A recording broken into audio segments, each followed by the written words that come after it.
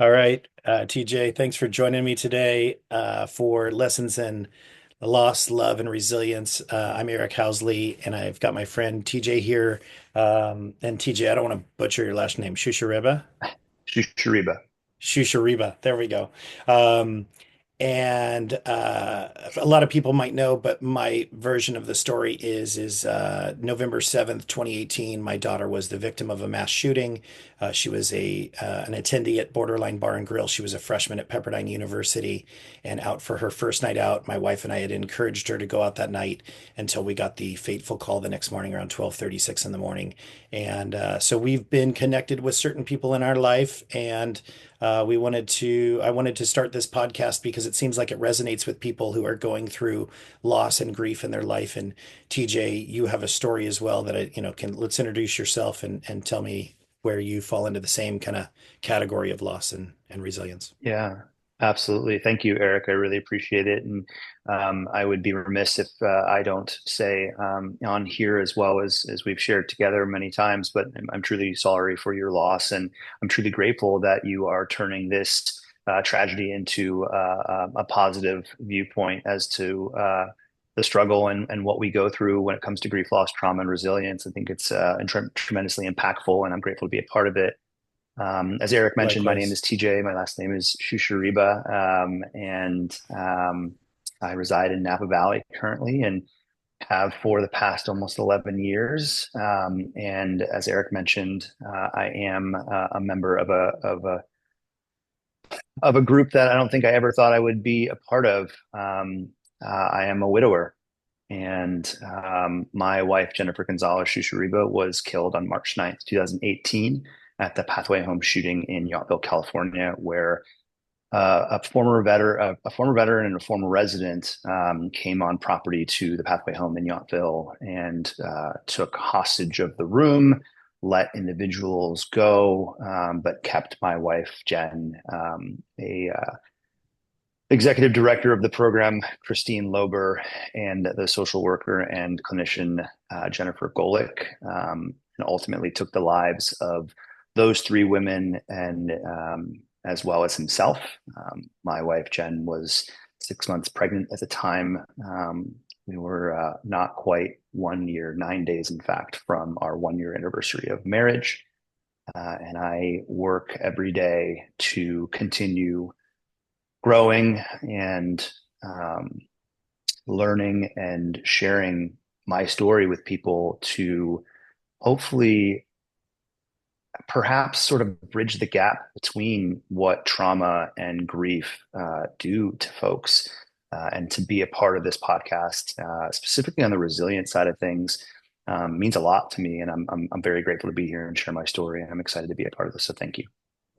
Well, I appreciate you coming on, and we've had, many times where we've had chances to meet, and I tell people a lot of times like it's it's it's sad that the reasons why sometimes that we end up coming together, but I remember being at Rock the Ride and we'd been told by many people we had to meet, and I think we're riding Yeah. next to each other, and all of a sudden we're Yeah. chatting, and all of a sudden I'm like, "Wait, you're TJ," and you had your dog with you, not Yeah, Woodstock. What is it? Woodford. Woodford. I'm Yeah. like he's named Yeah. after a bourbon. Yeah, Um, Jen's favorite bourbon actually too. Yeah. Love it. And so it's been great to really have some opportunities to have some conversations with you. And likewise, I am so sorry for your loss to hear Thank that you. we have to deal with these stories. And one of the things after losing Elena, I was on an interview with CBS, and I don't know how it came on. It was like 2 days after, and sitting with my brother and my sister-in-law, and they said, "Well, what would you want?" And I said, "I'm just, I mark my words, Elena's voice will be heard." And the idea was to just immediately, if we can stop one other family from dealing with this heartache, then it's worth it. And that's kind of how this all started. And it wasn't until I started doing some public speaking and then the book coming out and started to really realize how much people don't really talk about grief and what they've gone through and the anxiety and such. And I really liked, like TJ, I'd say this, as I've said this many times. I can't imagine going through the loss of if I would have lost my wife Hannah, because in my toughest times I had her to lean on. And so, and people look at me and go, I don't know how I could do it if I had lost my child. And so it's funny of how we've all been found a way to have the strength or find the resilience and the way to get through and to move forward, not move on, but move forward, right, with our story. Yet, Hmm. yet we look at others and almost like sympathize in a different way because it's like, gosh, I can't imagine doing it in this other way, right? Um, Yeah. and for you, I know you had mentioned, again as well. Sorry, with even more so, in many ways, with the loss of your unborn child, is it was really interesting when we were getting ready to get on how you had described that as your experience. Like, how would you describe it as your experience as a father or a father to be, shall I say? It was really resonating with me of how you were describing your connection in that way. Yeah, I think that's kind of the way this works between individuals who have shared experience, especially when it comes from shared trauma and shared loss. I think it's similar to those that have had a family member or a loved one pass from cancer. I think there's a connection to that. As such here, not only with the loss and grief of that person's passing, but just the connection of trauma of cancer being their link and ours being, both mass shootings. I think what I was speaking to in regards to, not only losing my partner or losing my spouse, but losing my future child. Um, what I was speaking to in that manner comes from a lot of the place that I've grown to understand more about life and loss. And what I mean by that, I guess, is day one, March 10th, 2018. I think you can kind of sort of understand and find this relevant too, is you never know what that first day looks like because you're sort of I was sort of in a dream state, right? Like, is this real? And you wake up and it is. And so I didn't think to myself on day one, I never had a connection with this baby, this future baby, this future child of ours. I didn't think that that was the first thing that came to my mind. I grew into that, and the thought process of from the continued work that I've been pretty diligent at doing over the past, I'll say 6-ish years. Jen was killed now over 7 years ago, but I think really the work started um, after almost after year one or just before year one. Um, but in regards to the loss of the child, for me, I didn't have that connection like a mother does to the baby in her womb. And so it really hasn't been something that I've delved into too much. I remember early on in therapy, and to be clear for everyone kind of watching this, I had never been in therapy before my entire life. My wife is a psychologist, she is a therapist, but I never felt like I was on the couch, right? Which is a tremendous testament to her character and the person she was and the relationship that we shared together. But I never really understood therapy. I never really, knew what it was about, other than, say the connection between, like Fraser Crane and his patients, and Dr. Phil and things like that. Like, it was never in my world. I was never someone that said, "Oh, why do you do that?" Or even someone that said, "Oh, you must have some serious problems if you're going to therapy." Like, I never thought that. I really thought what she was doing was tremendous work, because it was, and frankly, underappreciated and certainly underpaid. Um, I actually got into therapy really early on. I mean, it was probably, I know it was the day, I remember the day of that I said to a friend of mine, I need to seek out therapy. And he was actually the one that introduced me to some colleagues of therapists that his therapist recommended. But I started in mid-April, which would have been about 5, 6 weeks after everything happened. And so the work that I did in therapy, and the work that I continue to do in moments like this, with shared experience with individuals who've gone through something like what we've gone through, allowed me to understand a little bit more, or allowed me to appreciate a little bit more about not having that control and not really having that connection specifically with the baby. Um, I will say probably the hardest thing to do for me in what I call the bureaucracy of death was the funeral director sitting in our home asking me if I wanted to know the gender of our baby, because if I did, if we wanted them to have a birth certificate and a death certificate, I needed to know that. And I said, yeah, I do. Um, we had two names picked out already, first and middle, and ready to go. We were hoping, a surprise, right? But the most difficult thing to do in that moment was to sign off on that paperwork.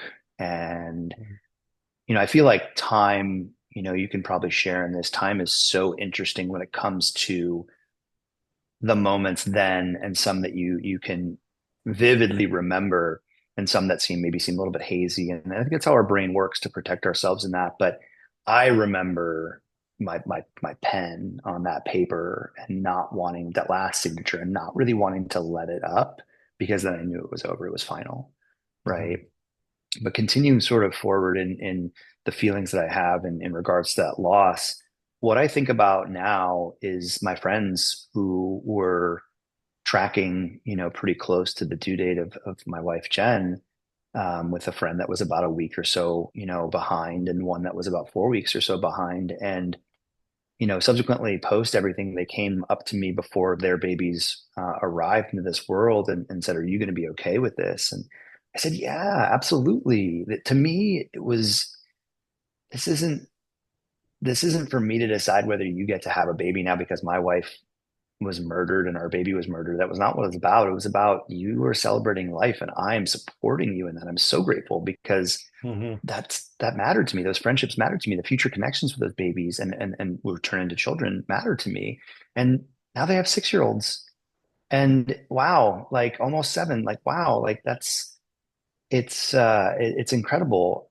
I think though, to a point that I made prior to jumping on the call with you was, you know, I know why I don't have a 6-year-old. I think about it every day. Yeah. And my life is drastically different than what I thought it was going to be. Mhm. And I recognize that now more than I did for sure in the first year, and certainly more than I did in the first 2 years. A lot of the work that I continue to do, and certainly put in the effort in the beginning to get me to a head space and a heart space to understand kind of, I don't have any control of this anyways, um, has allowed me to grow as a person, to recognize that if you can't go back and change the past, your obligation is to try and change your present to become your future. And that's what I do. A quote that I Mhm. often cite is, and I don't want to get this wrong in terms of the person that said this, so we can look this up later and I can provide a proper quote for you, an annotated bibliography, right? But is, the question, and when faced with a traumatic event, the question isn't why did this happen to me? The question we should be asking ourselves is, what are we going to be doing now that it's happened? And that's how I live my life. I live my life in Mhm. the understanding that I don't have the ability to go back in the past. Um, but I do have the ability to try and understand my present moment to become my future moment, in the hopes that that is the case. And I live that way going forward. So yeah. No, I love that. And it's there's so many things that are spinning in my head when you're talking because, like I always, when I'm doing my public speaking, I'm like, don't go down the dark road of why. Like if why will never change anything. We know the outcome. Mhm. And it only has a dark road for you to go down if you keep going like, why did this happen? Why did she go to work that day? Why did XYZ? And none of that's there's no way to change that. So I'm like, that just takes you down a very, very dark road. And when you mentioned the therapy piece, my wife still goes. I mean, we're 6 years, so we're 6 months approximately shorter distance or time than you. Um, and she still goes. I think I went 5 or 6 times, and it was outstanding. But I, my brain needed to process. Like we went through what we believe is what we call post-traumatic growth. So I mean, there was almost immediate acceptance in the sorrow. There was no denial or anger. There's definitely sadness, like of course, right? No, no need to even say it. Um, but it was just immediate. So there was a piece of us that when I went to therapy. I'm like, so this whole stages of grief thing, am I going to go back through this, or am I good, right? And it and he looks at me, he goes, no, once you've got to the kind of the acceptance piece, you're not going to start back over again. But doesn't mean that the whole, and he goes, not everybody even goes through all the stages. So that just helped me to understand it. A very good friend who's on Elena's Voice Foundation board with us, he actually saw us twice and just said, look, I can't see you guys because you're friends, but I can kind of assess where you're at and then let me give you some referrals to some different therapists. And ironically, Hannah's therapist is named Elena, and spelled differently, but they have a great relationship, and very professional, and she just really appreciates the time that she gets with her. Um, and then I went to a guy, and it just really helped me process. But when we met with John originally, he looks at me and he goes, Eric, and he starts explaining all these things. And we were both, again, similar, that fog of what's going on, right? And he said to me, and I've kind of carried this with me, is grief is my beach ball, right? It's not so heavy that I'm not going to be able to carry this the rest of my life. And by the way, I am carrying this the rest of my life. But if I want to shove this under the water and try to hold it out and hold it under, if I lose my balance, it's going to pop back up. Or I can just tuck it under my arm, and maybe that beach ball that seems the size of Massachusetts is now something I can carry for me for the rest of my life because it's something that's part of my story, right? Um, Yeah. and we just went through. So Elena would be 25 now. So she was born in 2000. And we went through the all of her friends graduating college. And so we were seeing and going to the graduation parties, which was very, Without her. while we were super Yeah. happy for them, it was hard to go and be there when we were seeing them celebrating their graduation from college. Now we've had one friend's daughter it's in my book coming up, that talks about their wedding. So what we have a group of like a couple of families that had like 6 or 7 girls, and we were like, okay, how's this going to end up? And, like who's going where and blah, blah, blah. And then to see the first one walk down the aisle, I mean, I just lost it. And I don't, it's not their fault. They didn't do anything wrong. I was super happy for them, but it was emotional for me. But I'm okay to accept and welcome those emotions because I'm not going to get past that. I can try to suppress those, but that's not real. Just like you, every time you see that 6-year-old and something in your head, of course it's going to click. How would it not, You know.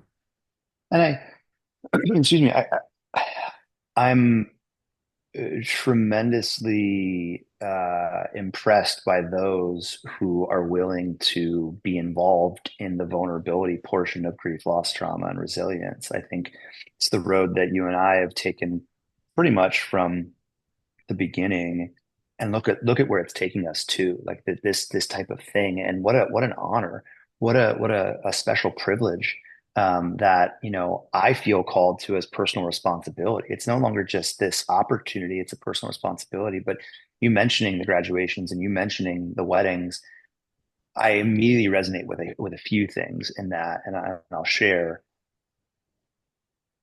I remember the first funeral I went to. No, let me back up. I remember the first wedding I went to after Jen died. And it was in August of 2018, and it was a buddies in Long Island, and they were like, he's a good high school friend of mine. They're like, "Are you going to be okay?" And I said, "Yeah, like I'm super excited for you guys. I can't wait to share in this day with you." And they did something that they didn't have to do, but I'm so grateful that they did. They said they didn't know Jen that well. I mean, they knew her from being at my wedding, and they knew her from being kind of invited to things in Napa and things like that because they live on the East Coast. But they said, would it be okay if we put up a picture of Jen on the table of people with pictures who are no longer here? And I was so touched. I thought it was incredible. I can't remember being a part of that at another wedding, right? So there's that. Then there was the first funeral I went to, and it was my grandmother's, who I believe was 93 or 94. And the last time we saw each other was a handful of years before that, and she was struggling with dementia, so it was very difficult to make that connection as to who if she knew who I was. But I couldn't go up to that casket. It's my dad's side of the family. They're Mhm. raised Catholic, and I'm no longer religious, and I just didn't have the ability to make the connection of what that looks like to be involved in loss again. but from a different perspective. Hmm. Um, and the last two things I want to mention on the same topic are I hit the date in 2021, 2021 or 2022, man. This is the memory fog thing that kind of comes back where Jen has been gone longer than I knew her, Hmm. right? So there's that marker date of our relationship was so short when you think about it. It Hmm. was a total of about 4.5 years. And wow, right? And then the last thing I think about is the future, is the relationship that I have with her folks, my in-laws, and the thought of them seeing me on my wedding day, walking down the aisle with my new future partner, person, spouse, woman, wife, right? Like that's, they want nothing but my happiness and joy. Hmm. And they know that that's what Jen would want. And I believe that too, but I can't even put myself in that position as to what that looks like. And I think it's important to circle back to the initial kind of discussion that I said about I'm just impressed by people that are willing to talk about this. We have to. We have to share this. I choose to believe that that's super important for us to do, Hmm. for us to continue sharing our stories so that others can find some sort of understanding as to what we're going through. My thought in a lot of this is to bridge the gap between grief, loss, trauma, and resilience, and help Hmm. people understand, not necessarily so they don't have to go through that. That's something I've changed more recently, but yeah, these things that we go through after everything, and I'll admit to the audience, like I suffer from self-compassion issues. I suffer from grace issues. I suffer from survivor guilt, right? I go through that on a regular basis. I think to myself, did I think about her today? Did I? Because I don't Hmm. wake up anymore, and I'll admit this, and this was a really hard moment in time to come back to, remembering that it's not the same anymore. But I don't. She's not the first thing I think about anymore. I because I have a dog, I have a pup, and he's living right now because of my providing for him, and so he's the first thing I think about. Hmm. But I'm no fool, right? Even though I'm in a relationship with a wonderful woman now and have been for almost 2 years, when she's not here because she doesn't live in Napa full time, I roll over and I wake up and there's no one there. I know why, right? Hmm. And I think it's really challenging to try and hold on to something that you are never going to be able to hold on to.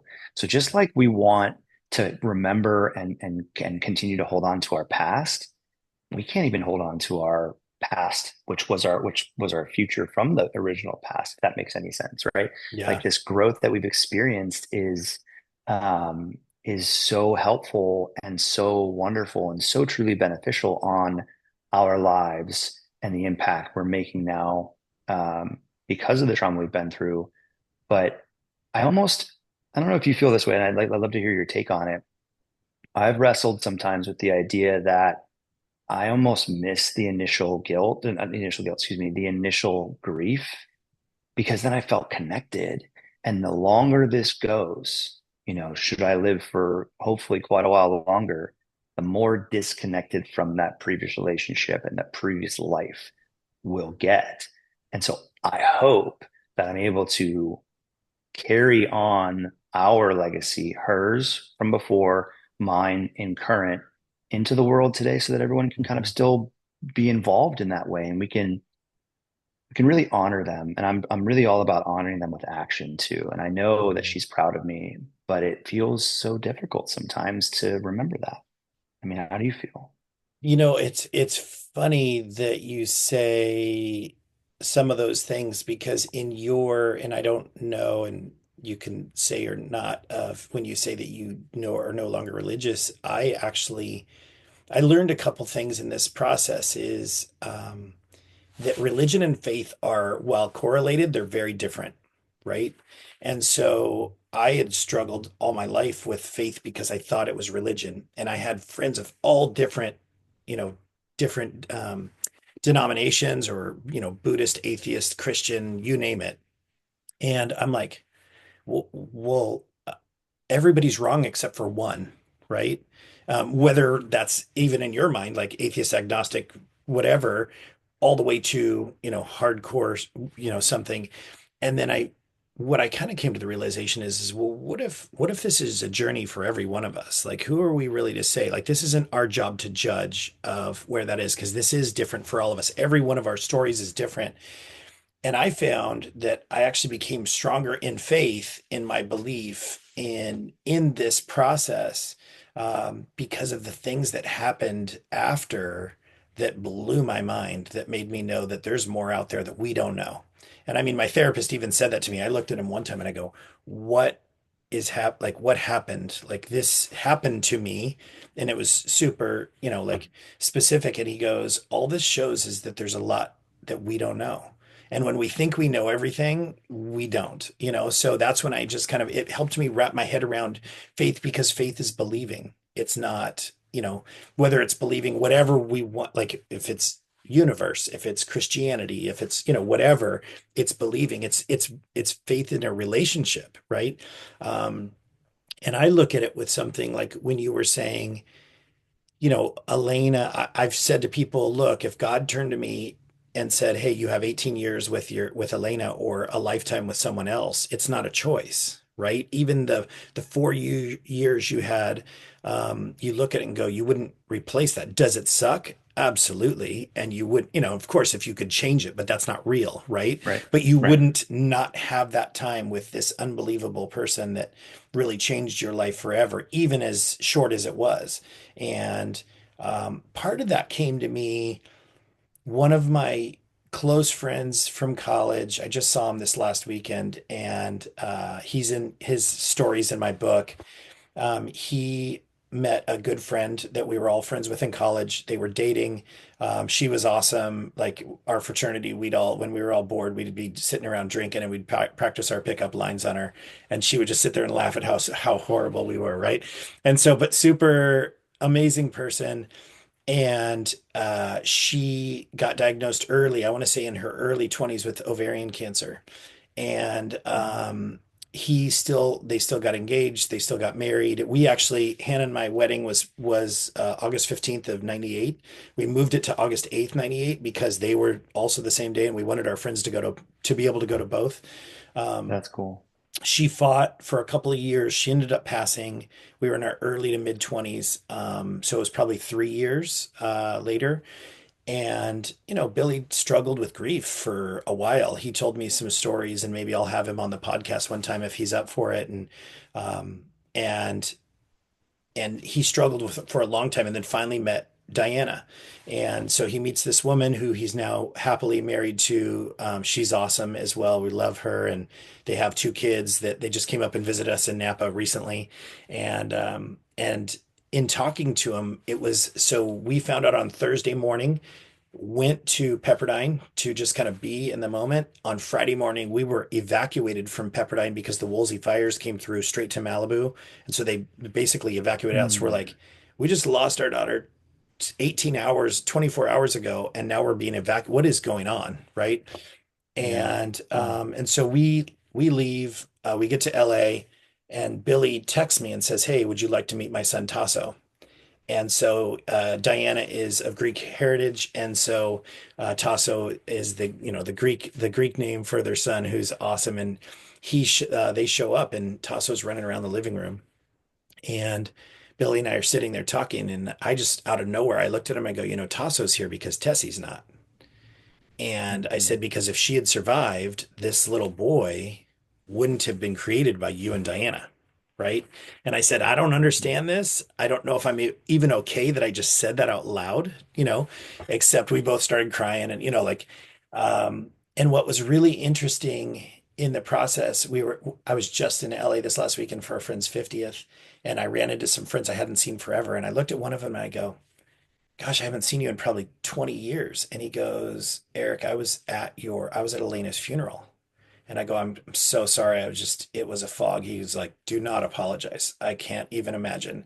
And I go, "I know. I just, and even Diana, I didn't remember her being there that day as well as Billy and Tasso, but she was there as well. But it was just, as you know, it was like, I'm just going Yeah. through right now. I think the best advice I got was, don't worry about tomorrow. Don't worry about next week. Don't worry about dinner. Just be in the moment. If you need to cry, cry. If you need to go for a walk, go for a Yeah, walk, And that really helped me to kind of just not try to, especially as a man who, in my mind, I try to fix everything. And I was trying to control and do that. I just learned like just be in the moment because that's all we have, right? Really. absolutely. Yeah.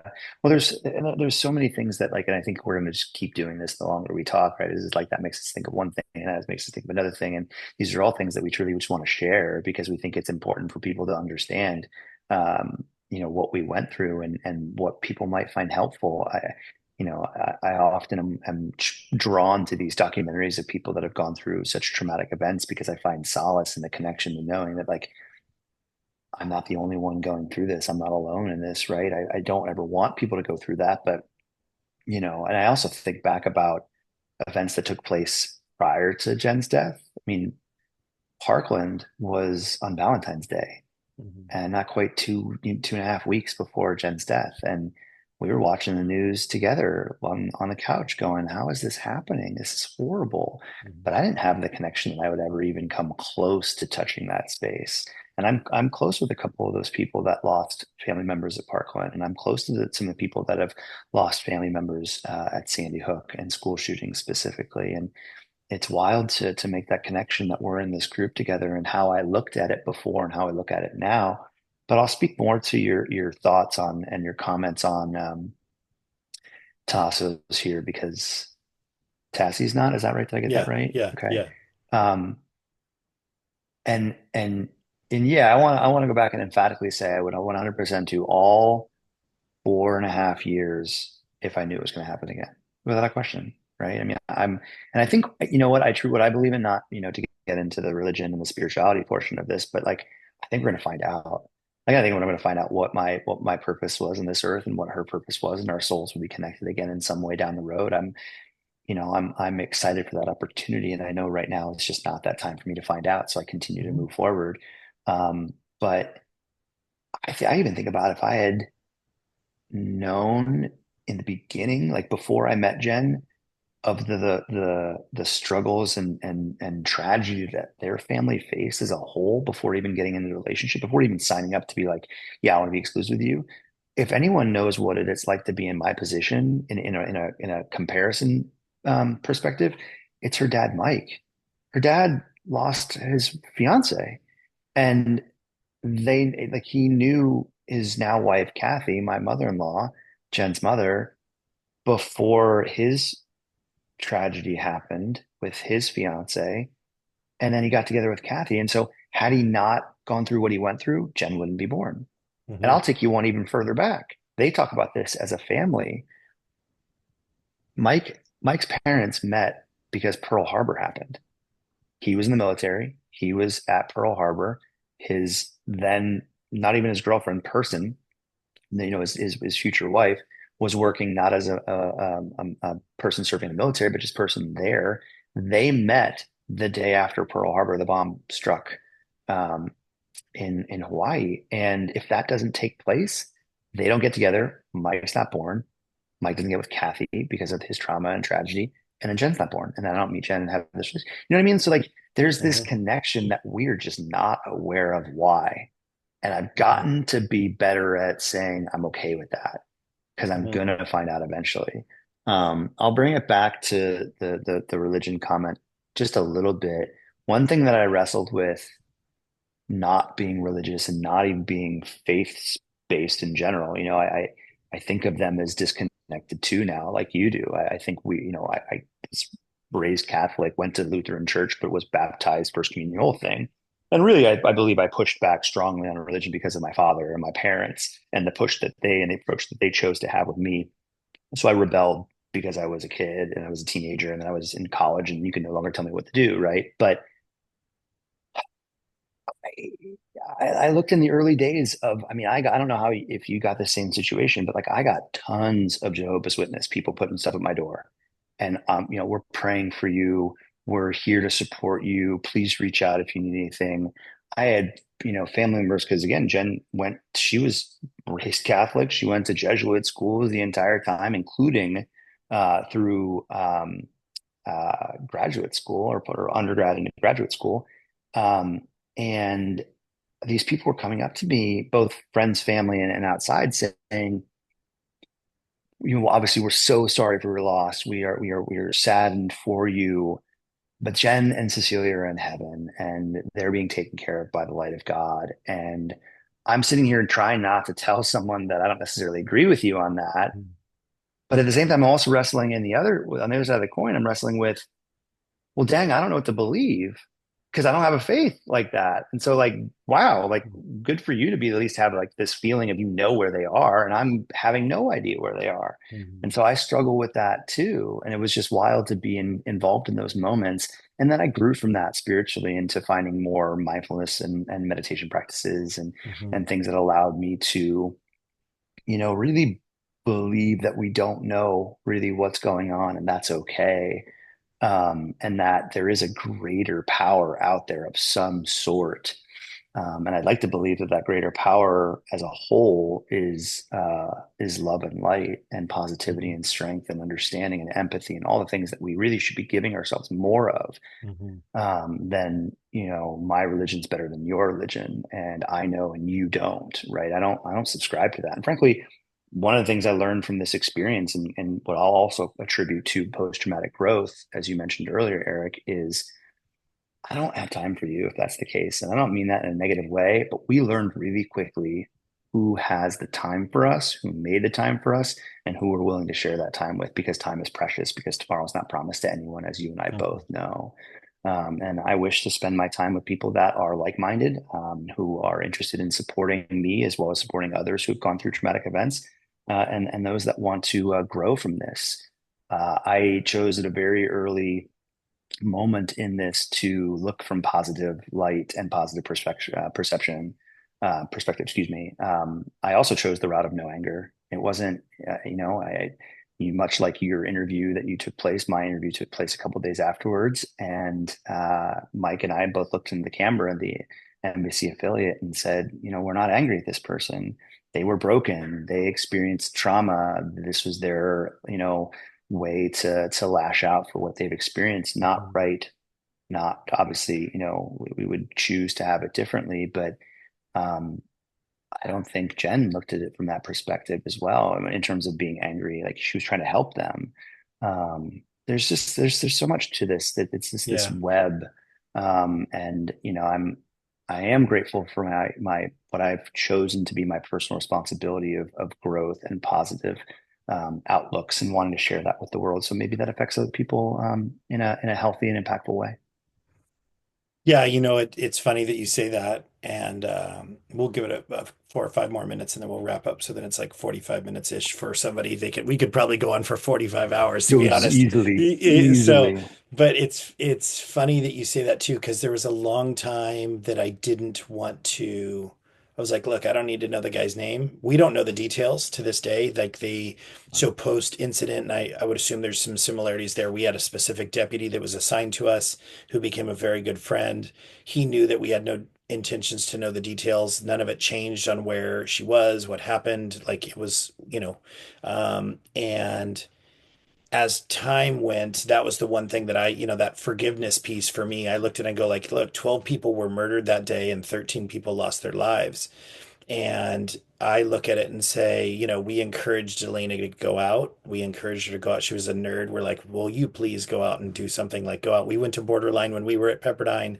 Um, and so it was an opportunity to encourage that, and it was one of those moments where it's really sad that you think about it, like this person was hurting so bad and our system didn't help them in a way. And like, again, ex-military, I mean, I've had people that are military veterans who I have so much respect for come up and apologize to me as if they're like, well, I'm so sorry that this was a veteran. And I'm like, that's not anything Not that you've you. done Yeah. wrong. Like maybe there should have been a different process if the guy was so, like if he was so mentally unstable even going into this, maybe that shouldn't have been somebody that was allowed into the military and then teach him how to kill people and XYZ.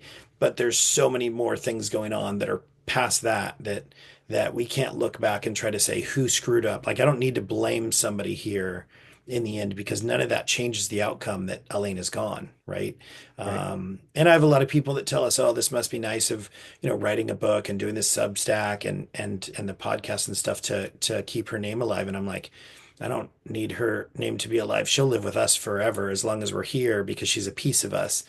But at the same time, it's more of helping people that are going through these incidents in their life, this trauma and hurt, and know that they're not alone. I think that was I want to say one of the when we got the call from Pepperdine, they were telling us what was going on. They're like, look, and the first thing that came, it was weird because I remember saying, how many other students are still missing? So I set it up as that of in hopes that she wasn't the only one. There were still more, like we're still trying to figure out Right. details. And then they said Right. none, just Elena. And at that point, there was actually a sense of relief that I can't explain, but knowing nobody Mm. else, no other families were going through that at that point, it Hmm. solidified something for us, but it also there was a sense of relief that I would have never imagined, but I didn't want to feel alone when I first asked that question. Does that make sense? And It so it's does. kind of Yeah. the unexpected. So, TJ, I'd love to, maybe we have a part two sometime. As we both said, we could probably talk about this for hours. But I really appreciate you taking the time. Any last parting words or anything you got to throw in there or Thank you. Yeah, Eric, thank you for doing this. Thank you for shepherding the very difficult task of wanting to make something so tragic into a positive um, outcome. I'm grateful for it and I welcome it, and I'm here anytime. I think one of the things that I'd like to end on perhaps is kind of focusing, like circling back to what you had just said about 12 people were killed, 13 people lost their lives that day. And I think we share this together because it wasn't just our person that died that day. I'm often reminded that it's not just my story, it's bigger than that. And I don't mean that from a perspective of that I take on more than I can handle, and I have to try and absorb the death of the other two women who tragically lost their lives that day. But what I think about it, because the work that that program was doing and the work that those women were doing, more specifically what Jen was doing, why Jen was doing in terms of clinical psychology and therapy for veterans, who are suffering from post-traumatic stress disorder, amongst other things, mental health issues, um, is what we lost that day was not only those lives and the life of our future child and what she might have become and what we all might have become from this was there are individuals that are no longer receiving care because they're not that the people that were treating them are not here. And I try and put that in perspective when I carry this forward. Um, so it touched me in a personal way. I'm directly affected by this, but then there is the spider web of that as well. And it's something that I'm anxiously excited to try and continue to work on spreading the good from this as opposed to the negative. It is so much easier to sit um, in a space where I don't want to. I just want to give up. I just want to go back and sleep and not worry about this anymore. But I'm really interested in trying to grow from this, and I think I have, and I'm excited for the opportunity to continue to grow and share that with the people. So, thank you for the opportunity, Eric. It's been a pleasure chatting with you. absolutely. Thanks, TJ. Have a great day. Yeah, you too. All right. Take care.